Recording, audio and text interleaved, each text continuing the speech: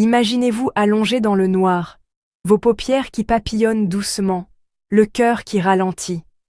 Et tout à coup, la sensation que vous dépassez les frontières du corps. Ce moment, que certains décrivent comme une conscience élargie, pourrait ne pas être qu'un effet secondaire du cerveau en fin de vie. Certains chercheurs, comme le docteur Stuart Hameroff, évoquent une synchronie gamma prolongée, une activité cérébrale intense après l'arrêt du cœur, qui pourrait durer entre 30 et 90 secondes. Pour lui, ce dernier souffle conscient montre que la conscience pourrait exister à un niveau plus profond, plus subtil, presque quantique. Voilà le ton, mystérieux, presque énigmatique. Vous sentez l'envie de connaître la suite? Accrochez-vous, car ce voyage traverse les neurosciences, la physique quantique, la philosophie. D'abord, plongeons dans le modèle classique. On croit souvent que la conscience naît uniquement des connexions neuronales, des signaux qui s'échangent d'une cellule à l'autre, élaborés par des réseaux dans le cerveau. Mais une poignée de chercheurs affirment que ça ne suffit pas à expliquer l'unité de l'expérience consciente. David Chalmers, par exemple, parle du problème difficile. Comment des processus physiques peuvent-ils générer le ressenti subjectif qui nous habite? Voici la première grande idée séduisante. La conscience pourrait jouer un rôle actif, même au niveau quantique. Le monde quantique, c'est cette réalité étonnante où les particules sont à plusieurs endroits en même temps, où l'acte d'observer influence ce qui existe.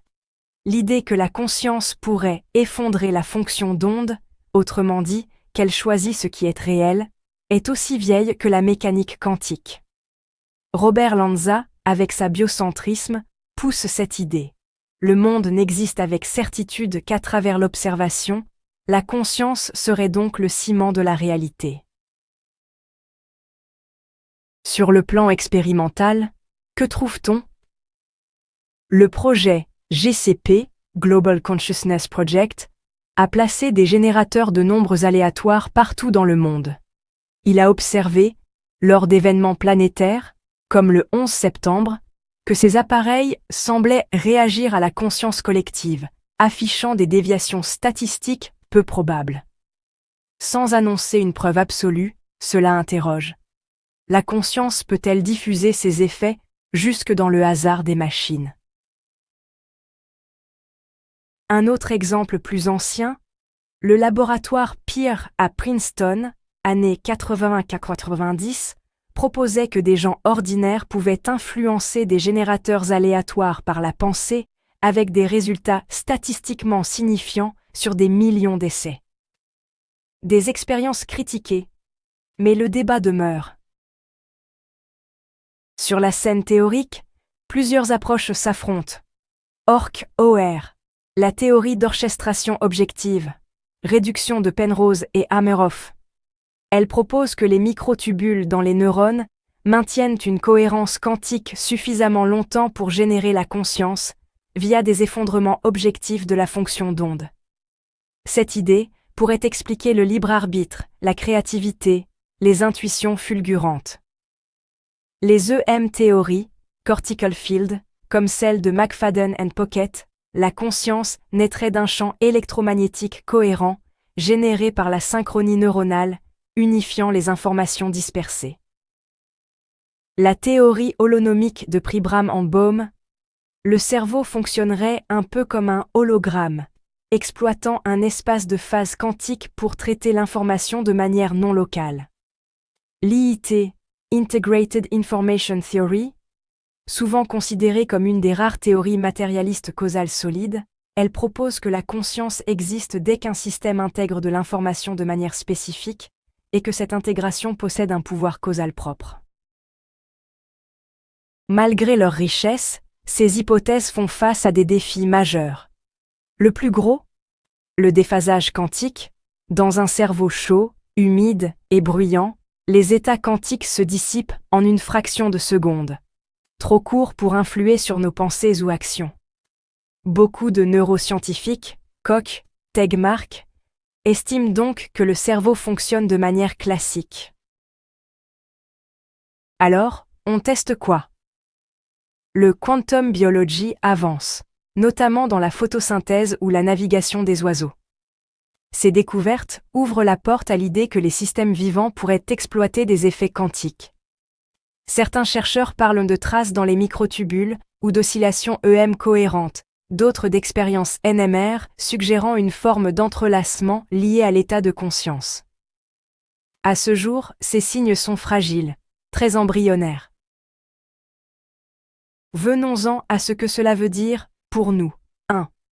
Si la conscience fabrique la réalité, alors chaque regard, chaque choix, pourrait créer une réalité unique. L'idée d'un multivers personnel, où chaque décision génère un nouveau chemin, prend un sens profond, appuyé également par la physique quantique. 2. Le libre arbitre renaît. Si la conscience peut influer sur l'effondrement quantique ou le champ EM cérébral, nos actes ne sont pas seulement déterminés biologiquement. 3. Les expériences extrêmes. NDE, méditation profonde, psychédélique, seraient des manifestations de conscience non locaux, ou quantiques, révélant une réalité plus vaste. 4. Si la conscience est structurante, alors la science et la spiritualité se croisent. Médecine, éthique, écologie pourraient intégrer cette vision. Mais soyons clairs, ce n'est pas tricoté de certitude. La majorité de la communauté scientifique reste prudente, voire sceptique. Plusieurs points freinent. La difficulté technique. Mesurer la cohérence quantique dans un cerveau vivant est un défi quasi herculéen. Le risque de confirmation biaisée. On voit parfois ce qu'on veut voir dans les données, comme dans le GCP. La compatibilité avec les neurosciences classiques. La plupart des effets observés peuvent être expliqués par des interactions neuronales et chimiques. Alors, qu'est-ce qu'on fait maintenant? La recherche avance. Imagerie ultrasensible pour détecter des signatures quantiques ou EM avec plus de précision. Tests rigoureux. Expériences répétées, préenregistrées, avec groupe contrôle, transparence des données. IA quantique. En simulant des réseaux quantiques, on pourrait mieux comprendre les avantages et limites de ces théories. Applications pratiques. Psychédéliques médicaux, biofeedback EM, technologie conscience-machine. En résumé, voici ce que ce gigantesque puzzle nous murmure. La conscience pourrait ne pas être qu'un effet secondaire, mais un acteur actif dans la réalité matérielle. Les modèles vont des microtubules quantiques au champ EM global du cerveau, en passant par l'information intégrée et la conscience mondiale. Les preuves sont encore fragiles, parfois anecdotiques, mais le champ de recherche est en pleine effervescence.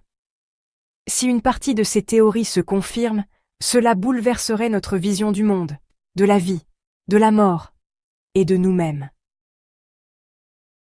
Alors, que retenez-vous au moment où vous posez votre doigt sur « pause » de cette vidéo? Peut-être que votre regard, ce soir, en regardant le ciel étoilé, est plus qu'un simple témoin. Il pourrait être à l'œuvre. La conscience pourrait bien être le principal acteur du théâtre qu'est la réalité, pas juste une spectatrice. Continuez d'explorer, de vous émerveiller, de questionner. Parce que chacune de nos pensées, chacune de nos observations, pourrait participer à la grande aventure de ce monde, et peut-être au-delà.